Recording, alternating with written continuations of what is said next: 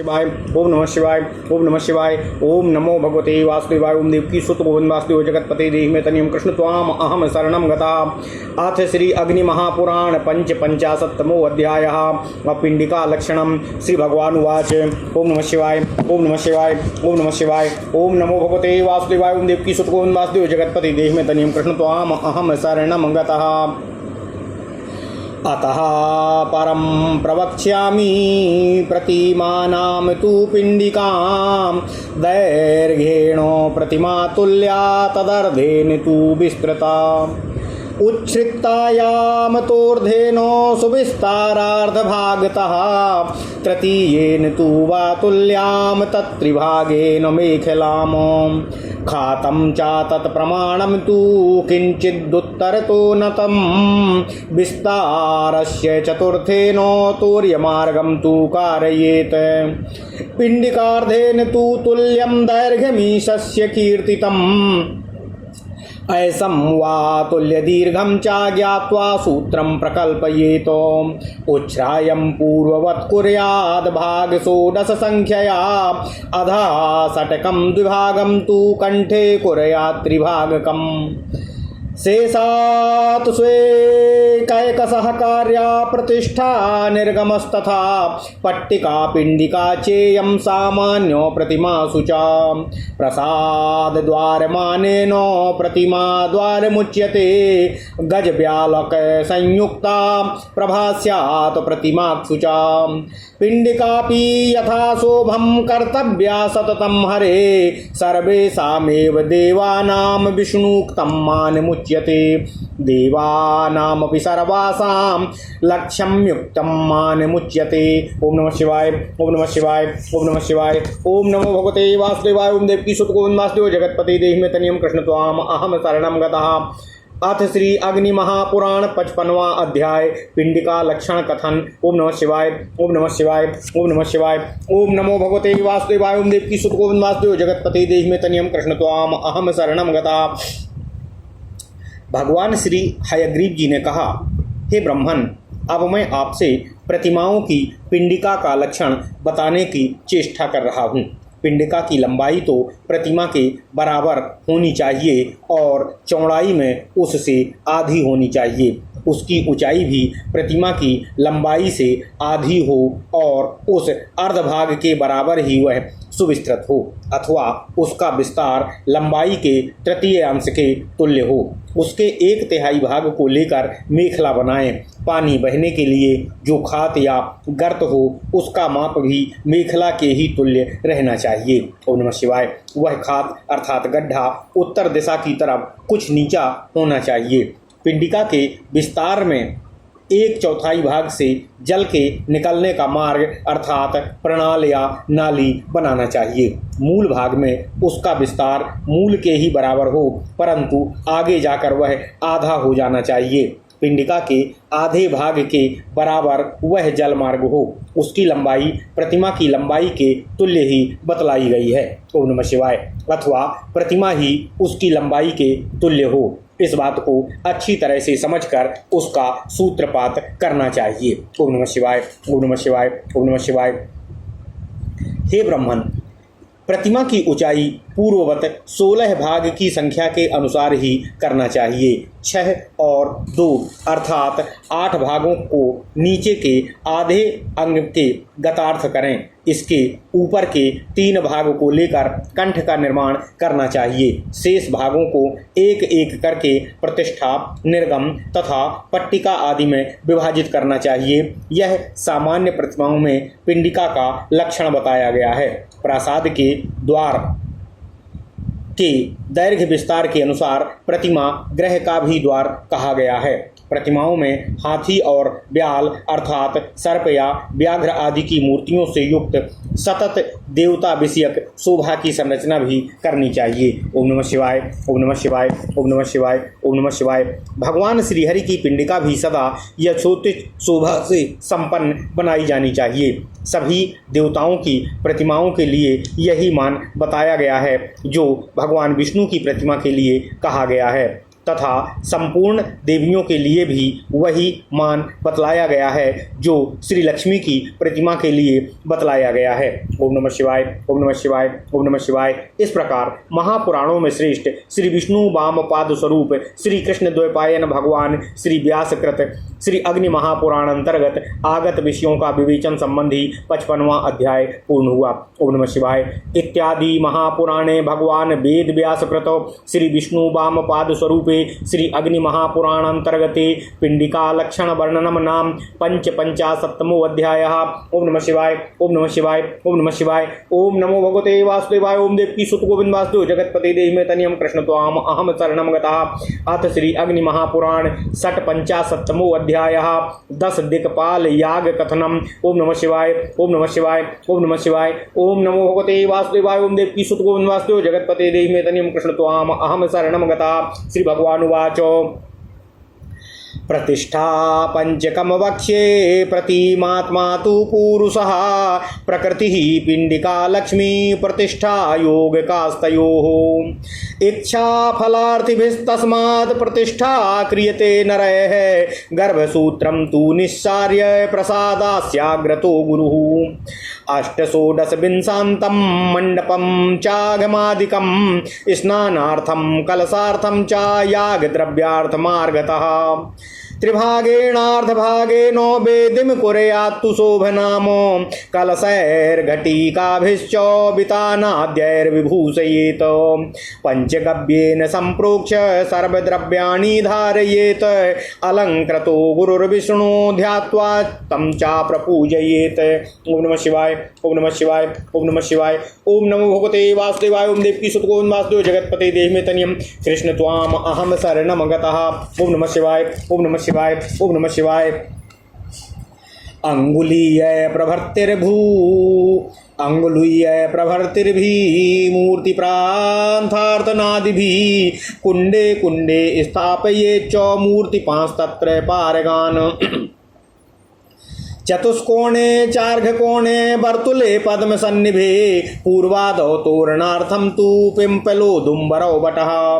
प्लक्षः सुशोभिनं पूर्वं सुभद्रं दक्षतोरणं सुकर्माणं सुहोत्रं च आप्ये सौम्ये समुच्छ्रयम्। पंचहस्तं तु संस्थाप्य स्योना पृथिवीति पूजयेत। तोरणस्तंभमूले तु अकलशान् मंगलानुकुरुः। प्रदद्यादुपरिश्चाट्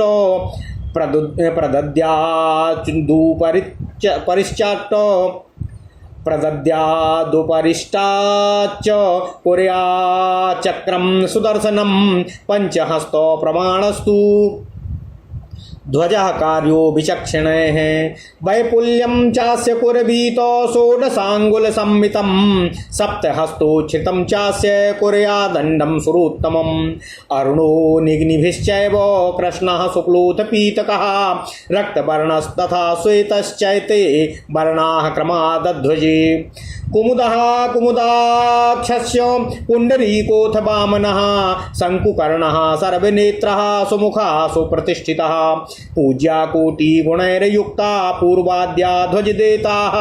और जलाढ़क सुपूरास्तु पक्वबिम्बोपैमाघटाः। अष्टाविंशाधिकशतं कालदण्डेन वर्जिताः। और सहिरण्या वस्त्रकण्ठाः शोधकास्तोरणादवि। घटः स्थाप्यश्च पूर्वादौ वेदिकाया च कोणगाः। चतुरः स्थापयेत् कुम्भानाजिघेति समन्ततः। कुंभे वा स्वावाह्य शक्रादीन पूर्वादौ पूजयेत क्रमात्। इंद्रावागच्छ देवराजो वज्रहस्तो गजस्थितः। पूर्वद्वारं च मे रक्ष देवै सह नमोस्तुते।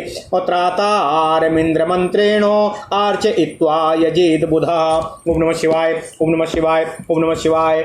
आग्रच्छाग्रे शक्तिहस्ता अछागस्य बलसंयुतः रक्षाग्नेयी दिशा देवैस्त्वं समरुद्भिदे नमोस्तुते अग्निर्मूर्धेति मंत्रेण यजेद्वा आग्नये नमः महिषस्तो यमागच्छ दण्डहस्त महाबलः रक्षस्व दक्षिणं द्वारं वैवस्वत् नमोस्तुते वैवस्वतं संगमन् अमित्यनेनो यजेद्यमं नैरत्यागच्छ खड्गाद्या बलवाहन संयुत इमदर्ध्यमिदं पाद्यं रक्षत्वं नैरतीं दिशम् एषते नैरतेत्यादि यजे धर्द्यादि निर्भरा एषते नैरतेत्यादि यजे दर्ध्यादिभिर्नरः मकरारूढ वरुणाः पाशहस्तो महाबलः आगच्छ पश्चिमं द्वारं रक्ष रक्ष नमोस्तुते उरूम हि राजा वरुणो यजे दर्ध्यादिभिर्गुरुः आगच्छ वायो सबलो ध्वजहस्तो सवाहनः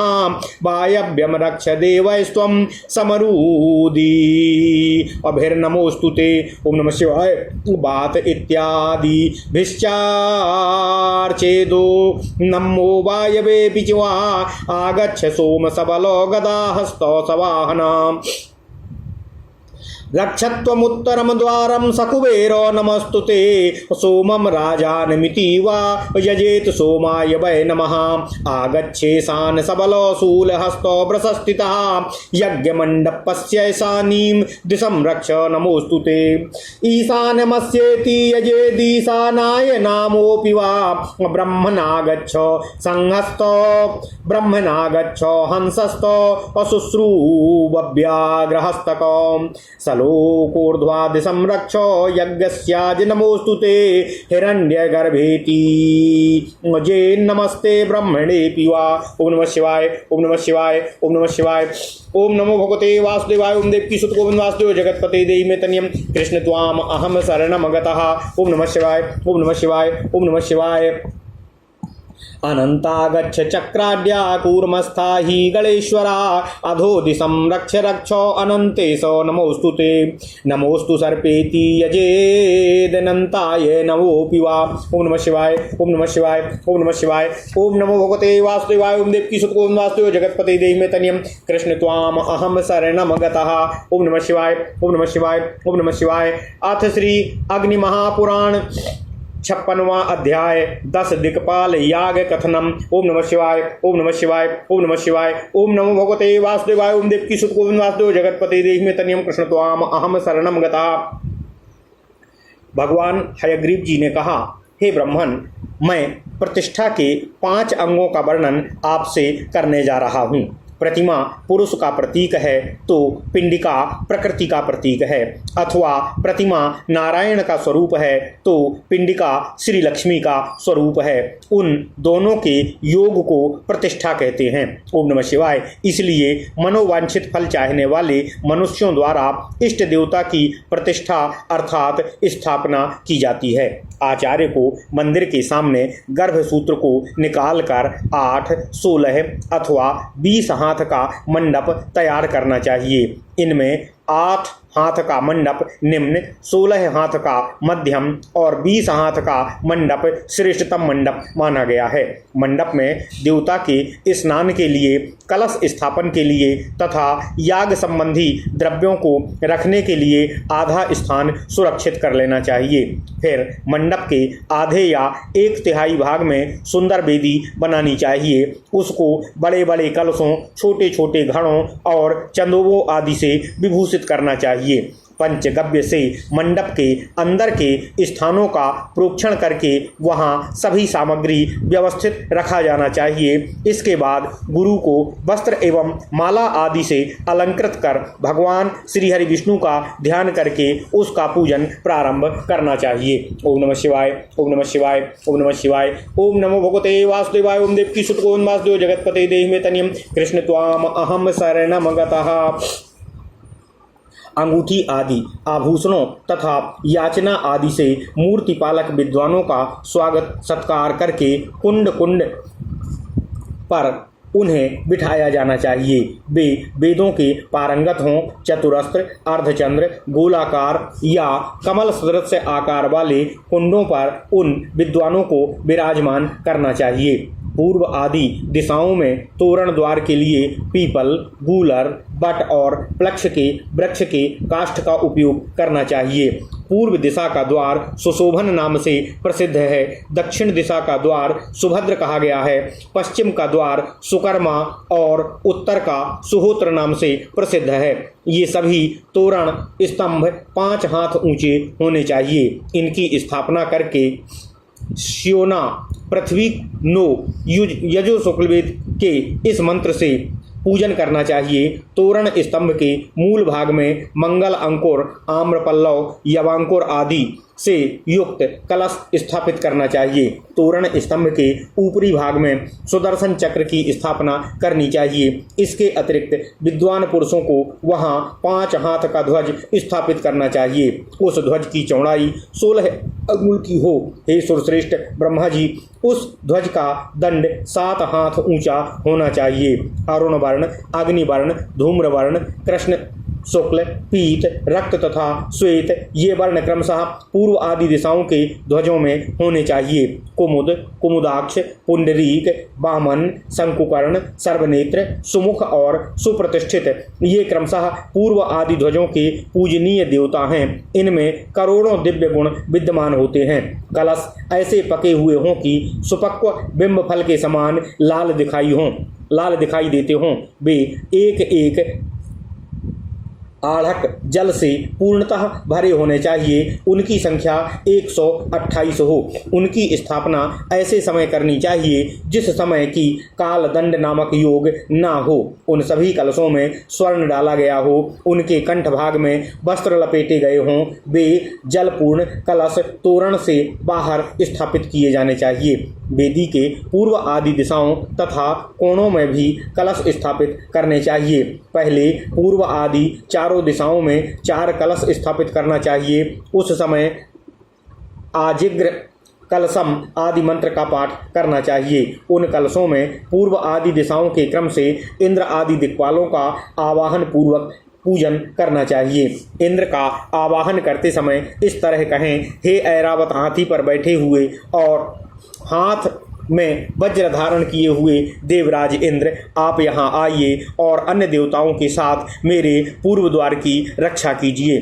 देवताओं सहित आपको नमस्कार है, प्रणाम है। इस तरह आवाहन करके विद्वान पुरुष को त्रातारमिंद्रम इत्यादि मंत्र से उनकी आराधना एवं पूजन करना चाहिए। इसके बाद निम्नांकित रूप में श्री अग्निदेव का आवाहन करना चाहिए।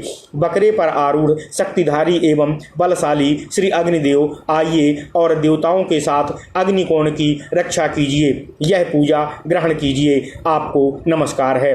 तदनुसार अग्निमूर्धा इत्यादि से अथवा आग्नेय नमः इस मंत्र से अग्निदेव की पूजा करनी चाहिए। यमराज का आवाहन महेश पर आरूढ़ दंडधारी महाबली सूर्यपुत्र यम, आप यहाँ पधारिए और दक्षिण द्वार की रक्षा कीजिए, आपको नमस्कार है। इस तरह आवाहन करके वैवस्वम संगमनम इत्यादि मंत्र से यमराज की पूजा करनी चाहिए। निरति का आवाहन बल और वाहन से संपन्न खड्गधारी निरति, यहाँ पधारिए, आपके लिए यह अर्घ्य यह पाद्य है, आप नैऋत्य दिशा की रक्षा करने की कृपा कीजिए। इस तरह आवाहन करके ऐसते निरते इत्यादि से मनुष्य आदि अर्घ्य आदि उपचारों द्वारा निरति की पूजा करनी चाहिए। वरुण का आवाहन मकर पर आरूढ़ पासधारी महाबली वरुण देव आइए और पश्चिम द्वार की रक्षा कीजिए, आपको नमस्कार है। इस तरह आवाहन करके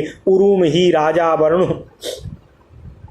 इत्यादि मंत्रों द्वारा आचार्य को वरुण देवता का अर्घ आदि से पूजन करना चाहिए। वायु देवता का आवाहन करके अपने वाहन पर आरूढ़ ध्वजधारी महाबली वायुदेव आइए और देवताओं तथा मरुदगणों के साथ वायव्य कोण की रक्षा करने की कृपा कीजिए, आपको नमस्कार है। बात अवातु इत्यादि वैदिक मंत्र से अथवा ओम नमो वायवे इस मंत्र से वायुदेव की पूजा करनी चाहिए। सोम का आवाहन बल और वाहन से संपन्न गदाधारी सोम, आप यहाँ पधारिए और उत्तर द्वार की रक्षा करने की कृपा कीजिए। कुबेर सहित आपको नमस्कार है। इस तरह आवाहन करके सोमम राजनम इत्यादि अथवा सोमाय नमः इस मंत्र से सोमदेव की पूजा करनी चाहिए। ईशान का आवाहन इस मंत्र से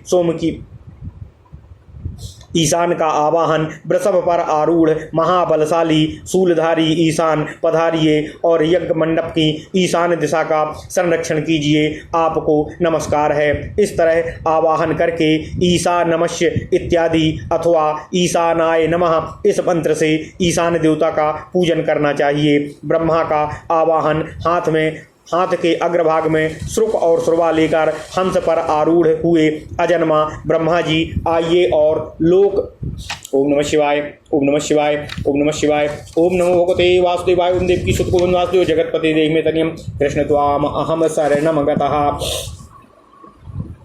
लोक सहित यज्ञ मंडप की ऊर्ध्व दिशा की रक्षा करने की कृपा कीजिए। आपको नमस्कार है। इस तरह आवाहन करके हिरण्यगर्भ इत्यादि से अथवा नमस्ते ब्रह्मणे इस मंत्र से ब्रह्मा जी की पूजा करनी चाहिए। अनंत का आवाहन कच्छप की पीठ पर विराजमान नागगणों के अधिपति चक्रधारी अनंत, आप आइए और नीचे की दिशा की रक्षा करने की कृपा कीजिए। हे अनंतेश्वर, आपको नमस्कार। इस तरह आवाहन करके नमोस्तु सर्पेभ्यः इत्यादि से अथवा अनंताय नमः इस मंत्र से भगवान अनंत की पूजा करनी चाहिए। ओम नमः शिवाय, ओम नमः शिवाय। इस प्रकार महापुराणों में श्रेष्ठ श्री विष्णु वामपाद स्वरूप श्री कृष्ण द्वैपायन भगवान श्री व्यासकृत श्री अग्नि महापुराण अंतर्गत आगत विषयों का विवेचन संबंधी 56वां अध्याय पूर्ण हुआ। ओम नमः शिवाय, ओम नमः शिवाय, ओम नमः शिवाय। इत्यादि महापुराणे भगवान वेद व्यासकृत श्री विष्णु वामपाद स्वरूपे श्री अग्नि महापुराण अंतर्गते 10 दिक्पाल याग कथनम नाम 55तमो अध्याय।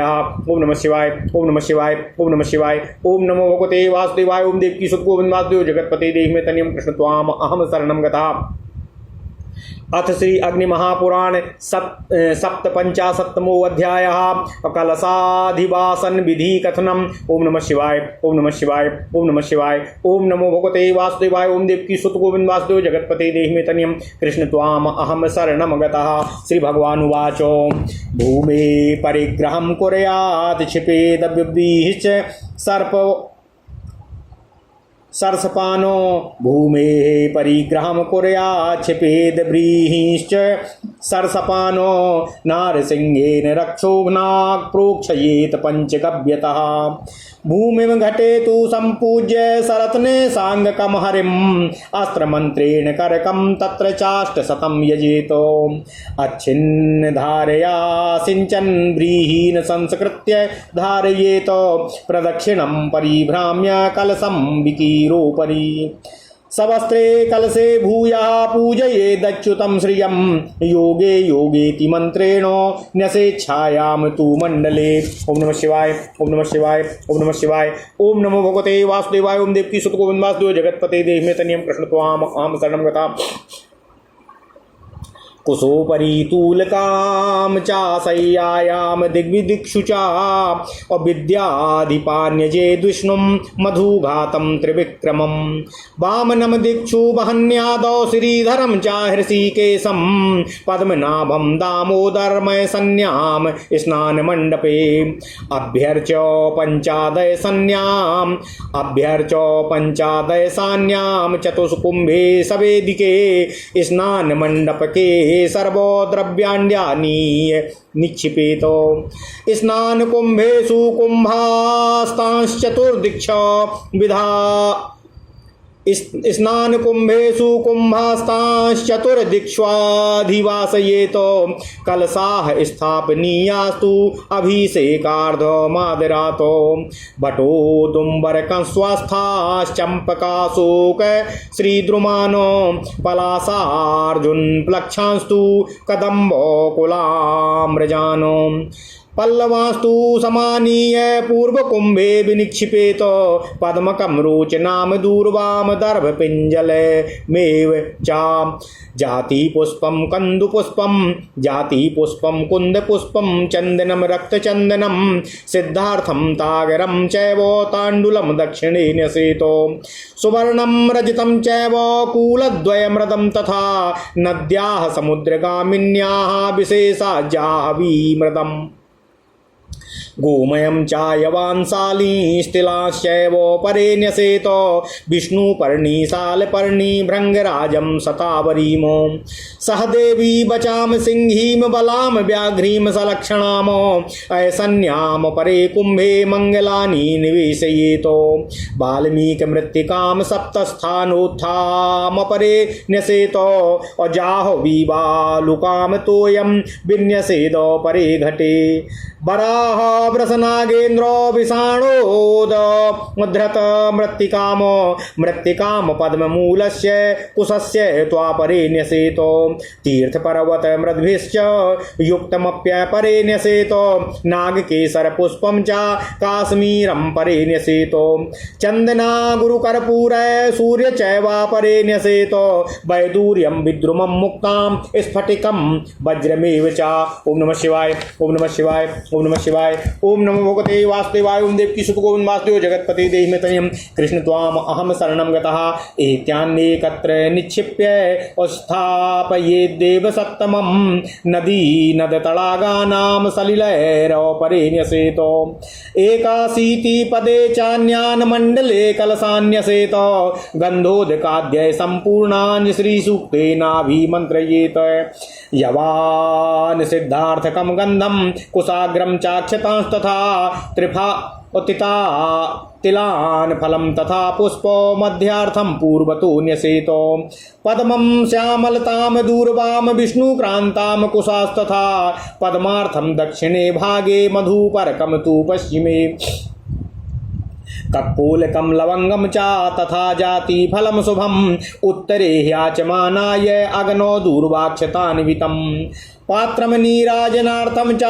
तथोद्वर्तनमालिने गन्धपिष्टान्वितं पात्रो मय सन्याम कलशे न्यसेतो सुरमांसी चामलकं सहदेवीं निषादिकं षष्ठीदीपान्यसेदष्टो न्यसे नीराजनाय च शङ्खं चक्रं च श्रीवत्सं कुलिशं पङ्कजादिकं हेमादिपात्रे कृत्वा तु नानावर्णादिपुष्पकम्। ओम नमः शिवाय ओम नमः शिवाय ओम नमः शिवाय ओम नमो भगवते वासुदेवाय ओम देवकी सुत गोविंद ओम नमो भगवते वासुदेवाय ओम देवकी सुत गोविंद वासुदेव जगतपते देहि मे तनियम कृष्ण त्वाम अहम शरणं गतः। अथ श्री अग्नि महापुराण 57वां अध्याय कलशाधिवास विधि कथनम। ओम नमः शिवाय ओम नमः शिवाय ओम नमः शिवाय ओम नमो भगवते वासुदेवाय ओम देवकी सुत गोविंद वासुदेव जगतपते देहि मे तनियम कृष्ण त्वाम अहम शरणं गतः। श्री भगवान हयग्रीव जी ने कहा, हे ब्रह्मदेव, प्रतिष्ठा के लिए अथवा देव पूजन के लिए जिस भूमि को ग्रहण करना है उस स्थान पर नारसिंह मंत्र का पाठ करते हुए राक्षसों का अपसारण करने वाले अक्षत और सरसों छींटने चाहिए तथा पंचगव्य से उस भूमि का प्रोक्षण करना चाहिए। रत्न युक्त कलश पर अंग देवताओं सहित श्री हरि विष्णु का पूजन करके वहाँ अस्त्र मंत्र से 108 करकों कमंडलुओं का पूजन करना चाहिए। अविच्छिन्न धारा से वेदी का सेचन करके वहाँ व्रीहि अर्थात धान और जौ आदि को संस्कार पूर्वक बिखेरें तथा कलश को प्रदक्षिणा क्रम में घुमाकर उस बिखेरे हुए अन्न के ऊपर स्थापित करना चाहिए। वस्त्र विस्तृत कलश पर पुनः भगवान श्री हरि विष्णु और श्री देवी लक्ष्मी जी की पूजा करनी चाहिए। उसके बाद योगे योग इत्यादि मंत्र से मंडल में सैया स्थापित करना चाहिए। स्नान मंडप में कुश के ऊपर सैया और सैया के ऊपर तूलिका अर्थात रुई से भरा हुआ गद्दा बिछाकर दिशाओं और विदिशाओं में विद्याधिपतियों अर्थात भगवान श्री हरि विष्णु के ही विभिन्न विग्रहों का पूजन करना चाहिए। पूर्व आदि दिशाओं में क्रमशः विष्णु, मधुसूदन, त्रिविक्रम और वामन का तथा अग्नि आदि कोणों में क्रमशः श्रीधर, ऋषिकेश, पद्मनाभ एवं दामोदर का पूजन करना चाहिए। दामोदर का पूजन ईशान कोण में होना चाहिए। इस तरह पूजन करने के पश्चात स्नान मंडप के अंदर ईशान कोण में स्थित तथा वेदी से विभूषित 4 कलशों में स्नानोपयोगी सभी द्रव्यों को लाकर डालना चाहिए। उन कलशों को चारों दिशाओं में विराजमान कर देना चाहिए। भगवान श्रीहरि के अभिषेक के लिए संचित किए गए वे कलश बड़े आदर के साथ रखने का निश्चय ही प्रयत्न करना चाहिए। पूर्व दिशा के कलश में बड़, गूलर, पीपल, चंपा, अशोक, श्रीदुम, बिल्व, पलाश, अर्जुन, पाकड़, कदम्ब, मौलश्री और आम के पल्लवों को डालकर लाना चाहिए। दक्षिण के कलश में कमल, रोचना, दूर्वा, कुश की मुट्ठी, जाति पुष्प, कुंद, श्वेत चंदन, रक्त चंदन, सरसों, तगर और अक्षत डालना चाहिए। पश्चिम के कलश में सोना, चांदी, समुद्रगामिनी नदी के दोनों तटों की मिट्टी, विशेषतः गंगा की मृत्तिका, गोबर, जौ, अगहनी धान का चावल और तिल छोड़े जाने चाहिए। उत्तर के कलश में विष्णुपर्णी, भूई आंवला, सालपर्णी, सरिवन, भृंगराज, भंगरैया, सतावरी, सहदेवी, सहदैया, बच, सिंघी, कटेरी या अड़ूसा, बला, खरेटी, व्याघ्री, कटहरी और लक्षणा इन औषधियों को छोड़ा जाना चाहिए। ईशान कोणवर्ती अन्य कलश में मांगलिक वस्तुएं डालें। अग्नि कोणस्थ दूसरे कलश में बौबी आदि 7 स्थानों की मिट्टी छोड़नी चाहिए। नैऋत्य कोणवर्ती अन्य कलश में गंगा जी की बालू और जल डालें तथा वायव्य कोणवर्ती अन्य कलश में सूकर, वृषभ और गजराज के दांत एवं सींगों द्वारा कोड़ी हुई मिट्टी, कमल की जड़ के पास की मिट्टी तथा इतर कलश में कुश के मूल भाग की मृत्तिका डालना चाहिए। इसी तरह किसी कलश में तीर्थ और पर्वतों की मृत्तिकाओं से युक्त जल डालें। किसी में नाग केसर के मूल और केसर छोड़ें। किसी कलश में चंदन, अगरु, विद्रुम, मुक्ता, स्फटिक तथा वज्र या हीरा आदि ये 5 रत्न भी डालना चाहिए। ओम नमः शिवाय, ओम नमः शिवाय, ओम नमः शिवाय, ओम नमो भगवते वासुदेवाय, ओम देवकी सुत गोविंद वासुदेव जगतपति देहि में तनियम कृष्ण त्वाम अहम शरणम गतः। इन सभी को एक कलश में डालकर उसी के ऊपर इष्ट देवता की स्थापना करनी चाहिए। अन्य कलश में नदी, नद और तालाबों के जल से युक्त जल छोड़ें। 81 पद वाले वस्तु मंडल में अन्यान्य कलशों की स्थापना करनी चाहिए। वे कलश गंधोदक आदि से पूर्ण हों। उन सभी को श्री सूक्त से अभिमंत्रित करना चाहिए। जौ, सरसों, गंध, कुशाग्र, अक्षत, तिल, फल और पुष्प इन सभी को अर्घ्य के लिए पात्र विशेष में संचित करके पूर्व दिशा की तरफ रख देना चाहिए। कमल, श्यामलता, दूर्वादल, विष्णुक्रांता और कुश इन सभी को पाद्य निवेदन के लिए दक्षिण भाग में स्थापित कर देना चाहिए। मधुपर्क पश्चिम दिशा में रखें।